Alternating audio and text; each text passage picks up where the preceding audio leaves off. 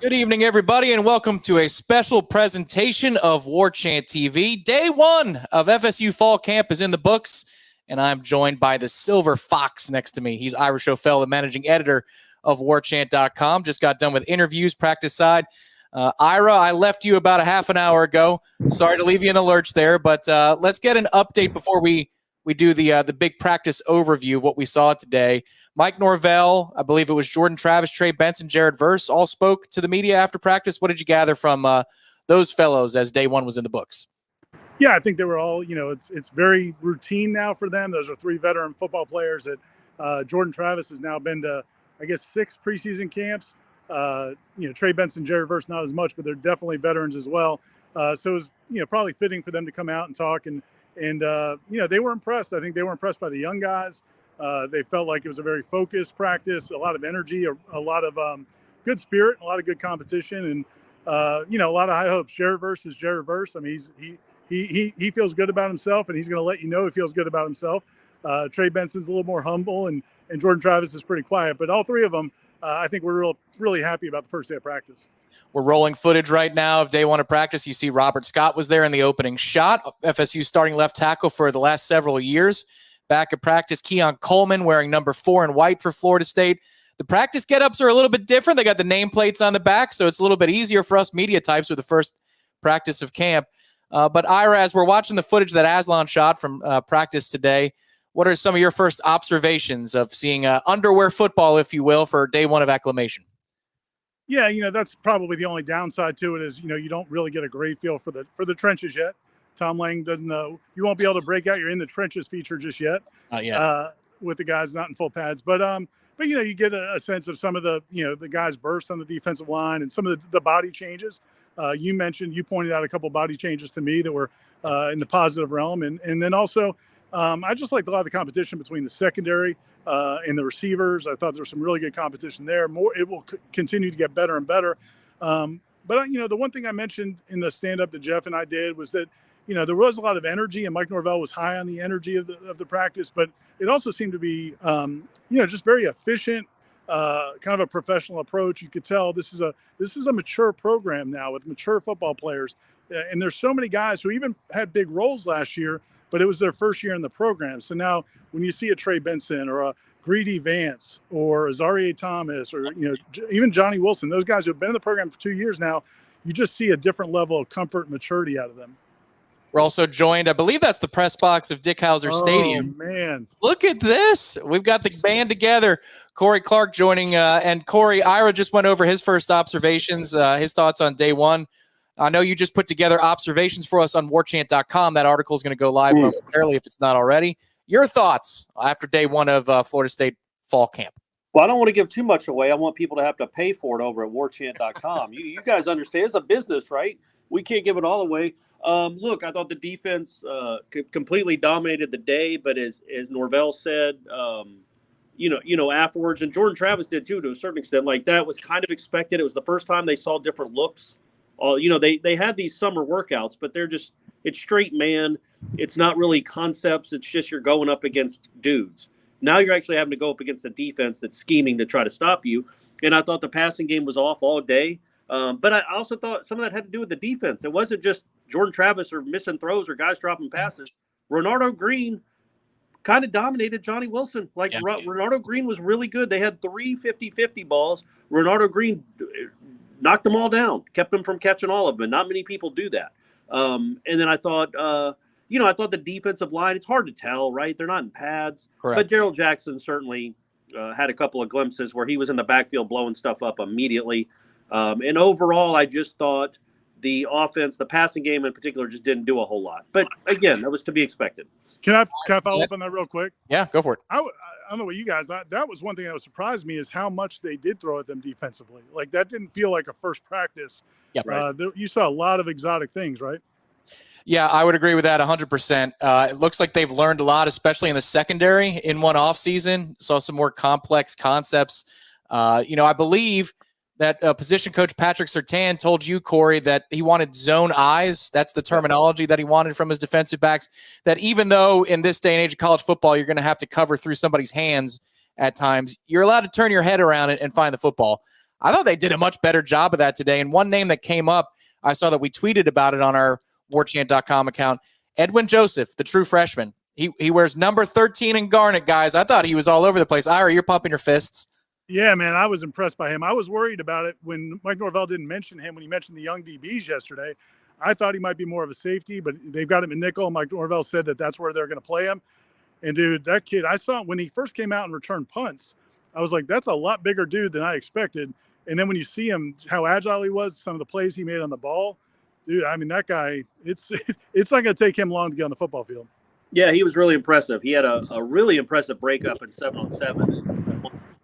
One-on-ones too that he can play. He did not look overwhelmed by the moment at all for his first college practice. And that's a special little quality that you notice and not very many guys is those guys that just show they look like they're the starter. They look like they belong. They're not overwhelmed. They're not 2 steps behind.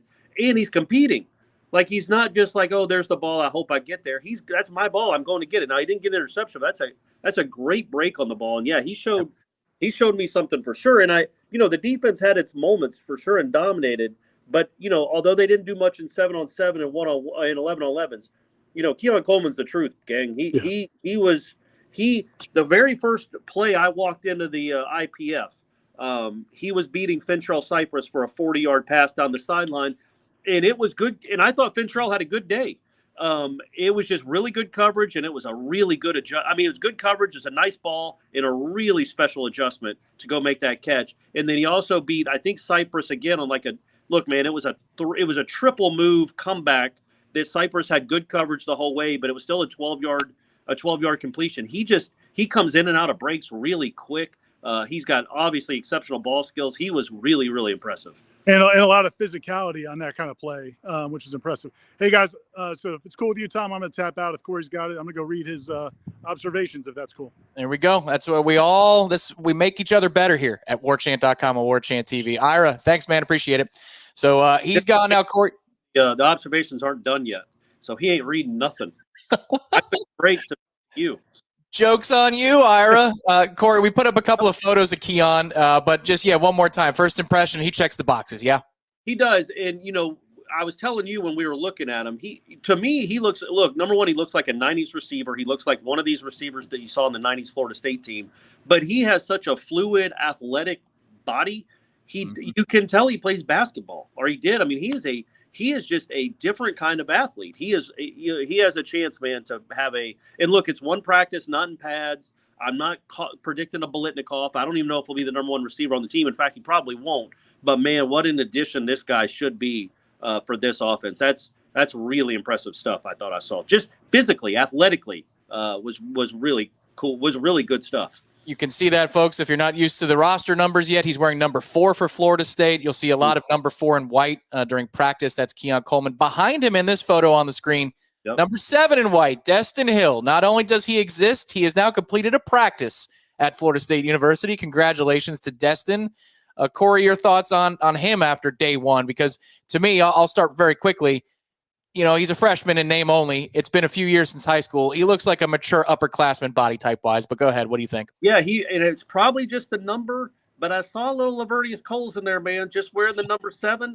Just in the way he moves, he's probably not as fast as Coles because there haven't been many football players who ever lived who are as fast as Lavernius. But, man, he was an impressive dude too, man. With the way he goes and gets the ball, the way he comes out of breaks, the way he just moves in space, that was you didn't know how he'd do in his first practice. And what I liked is I think he cramped up a little bit in the middle of practice. And I'm like, okay, well, that's a wrap for the day. And then 2 plays later, he was out there making another play. And he got a look at punt returner. He's certainly getting a look at kick returner. But I thought that was for a first practice in 3.5 years, whatever it's been for that kid. He certainly looked the part, and he was so good that you're like, okay. And it was early, like, again, no pads, we'll see. But he looked so fluid and so fast that you're like, okay, is he going to play against LSU? And is he going to play a lot against LSU? Like, that's how impressive I thought he was in one day. So a couple of more things for Corey Clark. He's the lead writer here at warchant.com. He'll be live tonight for extended chatter about day one. He and Aslan Hajavandi, 9 p.m. here on Warchant TV for Wake Up Warchant Live. So set your bookmarks, 9 p.m. here on Warchant TV. That's not that long from now. This is a shorter practice reaction show. But Corey, there was some B-roll there earlier just a moment ago. One more receiver we'll go to, and that's Winston Wright, number one. I noticed in 7-on-7s he had a nice catch. Another catch through some traffic. They brought him to the ground. What did you see from number one? Is he any closer to maybe a fuller and more explosive version of himself? What'd you see? Yeah, I thought so, man. I thought, number one, the catch he made where he's basically getting tackled to the ground, which they don't need to be doing that, but he's getting tackled to the ground as he's catching. He's like, okay, yeah, that's what he can give you. He can give you some explosiveness too, I think, because I did see some of that. Now, he's not Destin Hill as far as the explosiveness, but he can give you – I think he can give you some of that. I think he had a 30-yard catch or 25 or 30-yard catch in 7-on-7. And then that catch he made where he's being tackled was the catch that a guy that's played a whole bunch of college football makes. Because he's made it in his career, a lot of them. Like, that's a tough 7-yard catch over the middle. There's no – you're not supposed to be tackling me, but I caught it anyway. And I don't know that there's a ton of receivers that you would say on this team that absolutely are going to catch that ball 99 times out of 100. He looks like one of those guys. And quite frankly, as far as I can remember, this is the first time I've seen him in team drills, or the first time I've seen him really extensive in one-on-ones. And, yeah, he looks like he's certainly back enough that he can make an impact on this team. It'll be a battle to be that number 3 guy, because there's Portier, there's obviously Jacobs, there's Destin Hill. There's a lot of guys battling for it, but man, that catch, even though it was just 7 yards on the first practice in a throwaway 7-on-7 competition team drill, that's the one where you're like, okay, he's the one that can make that catch on 3rd and 4. Micah Pittman made a few of those last year, but he made those catches.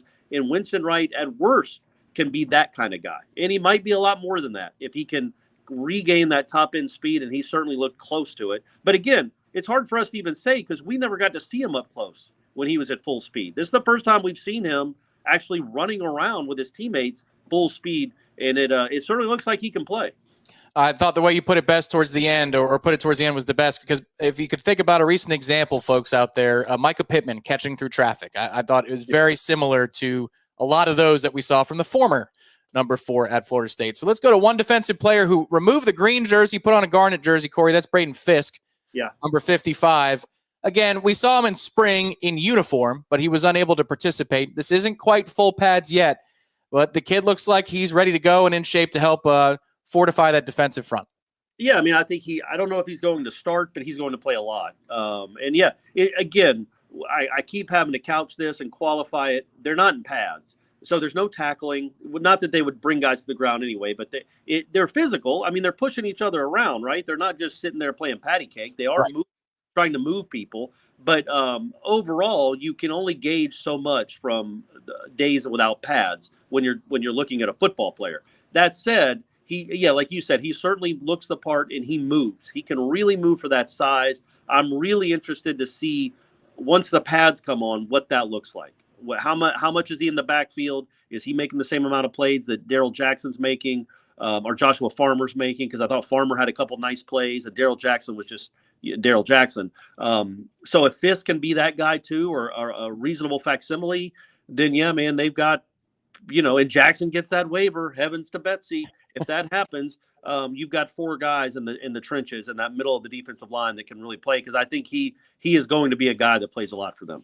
All right, one question for Corey Clark before he goes and finishes his observations, and it's from Dan Squatch, who asks, who had the best catch and run today? I know the offense didn't have a whole lot going for it, Corey, but in your mind, who had the best catch and run? Might not be the answer. Look, the best catch I thought was Keon Coleman, the very first catch in 1-on-1s over Fentrell Cypress, because it was good coverage. And that's just Keon Coleman making a play. The best catch and run type play that probably nobody's going to get that excited about, my man Jackson West. Yep. Off that pass in 7-on-7s from, I'm almost positive it was from Brock Glenn. It was Brock Glenn. 100% it was Brock Glenn. Yep. makes the catch, angling towards the sideline, kind of cuts, and I don't think he stepped out of bounds. I think that's a 67-yard touchdown. They blow it dead as he's running down the field, but I think that was going to be a 67-yard touchdown. That was a really nice a nice catch, because it wasn't the easiest catch in the world. He extended a little bit. Really good throw too. Really good spot that Brock Glenn put it. And that's that. There weren't many offensive highlights, King. Oh, and I also thought Keziah Holmes had a really nice run up the middle where he showed some wheels. Like it was blocked really well, but once he got into the secondary, and again, they're not tackling, they're not really competing once the whistle gets blown after a 20-yard run, but he was at top end speed and he could move. That's an important note, though, because he was banged up in spring. So to hear that name again is pretty important. He's Corey Clark, the lead writer for Warchant.com. He's going to complete his observations on the website. Corey, thank you very much. He will also love you too, buddy. He'll be live at 9 o'clock tonight on Warchant TV. A couple of more things for you here as we're reacting to day one of FSU's fall camp.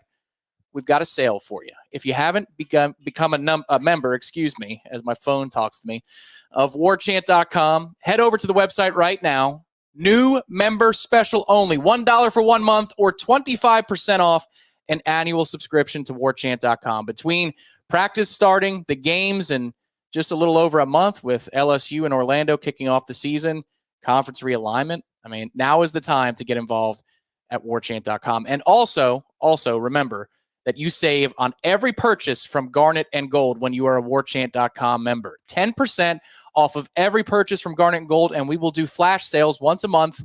These are called Warchant Days, where you save 25% off of select items at Garnet and Gold. Last month, it was the FSU Vault, which is classic Seminole gear.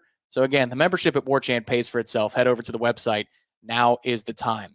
So a couple of observations that I'll share before the day is over. Number one, there he is all the way on the right. Robert Scott, Florida State's left tackle, who was unable to play in spring back in uniform.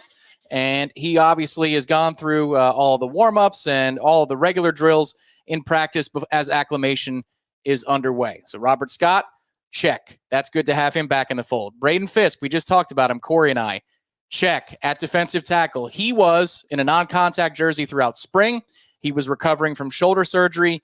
He is now in the fold. Number 4, at receiver. That's Keon Coleman. He looks the part, guys. He looks polished. He even got a little run at punt returner today. I thought he looked very smooth in that role. I know that the team was talking about Lawrence Toafili perhaps being a starter at punt returner. Keon Coleman looks capable if there is a need that arises for Florida State's newest wide receiver weapon. Also, Destin Hill. He's a true freshman, but he's 3 years out of high school. This is an upperclassman type body. Destin Hill, for not being somebody who's played football in quite some time, looks the part, looks extremely comfortable. A couple of other things. Gilbert Edmond, number 19, backup defensive end. The listing in the media guide was that Gilbert Edmond had put on between 10 and 12 pounds in the offseason. Totally agree with those assessments. He looks larger. He looks ready to go. So between those things and the secondary, the young members of the secondary for Florida State, they're off to a very good start at practice. But remember, this is day one. They're not in full pads. Everybody's getting used to the heat. The heat index was over 100 degrees on campus today. It was a warm day for us, the media, a hell of a lot warmer for the players. But I will be talking about this on tomorrow's Jeff Cameron show, which will be on Warchant TV at 1 o'clock. Secondary already looks a lot better, guys. Coach Surtain has been doing some work in the offseason. Their eyes are in better places. They look smarter. There are much more exotic concepts. As Irish O'Fell pointed out, he was on this particular reaction show at the very beginning. The defense looks advanced, and it always will to start camp. It should win most days to start camp. But that secondary looks a little bit closer to night and day than, I was expecting to see. Last thing, there he is, number 11, Brock Glenn. Impressive day for one of Florida State's backups. He's going to be battling for reps as either the number 3 or maybe down the line the number 2 this season. Brock Glenn with the most impressive throw of the day. That was to Jackson West on a deep corner route. Corey mentioned that. That was the best catch and run of the day for Florida State. But in general, not a whole lot in the trenches. I usually follow the trenches between the offensive and defensive line. But today, with no full pads on, they did a couple of line rushes, but it wasn't much to write about. And we'll get into that more as Florida State practices